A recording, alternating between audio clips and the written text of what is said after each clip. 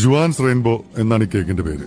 Juan Lobo എന്ന ഫ്രഞ്ചുകാരി യുദ്ധത്തിന് പോയ ഭർത്താവായ ആൽബർട്ടിന് വേണ്ടി ഉണ്ടാക്കിയതാണ് ഈ റെസിപ്പി. സ്ട്രോബെറി കൊണ്ടാണ് ജുവാൻ ആദ്യ ദിവസം കേക്ക് ഉണ്ടാക്കിയത്. യുദ്ധം അവസാനിച്ചില്ല. വരാമെന്ന് പറഞ്ഞ ദിവസം ആൽബർട്ട് വന്നില്ല. പിറ്റേന്ന് ജുവാൻ ഒരു പിസ്താ കേക്ക് ഉണ്ടാക്കി ആൽബർട്ടിനെ കാത്തിരുന്നു.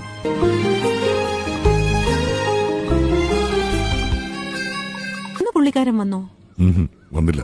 അവളത് സ്ട്രോബെറി കേക്കിനോട് ചേർത്ത് വെച്ചു.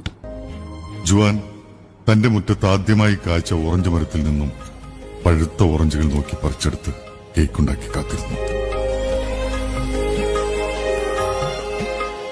യുദ്ധം അവസാനിച്ചു.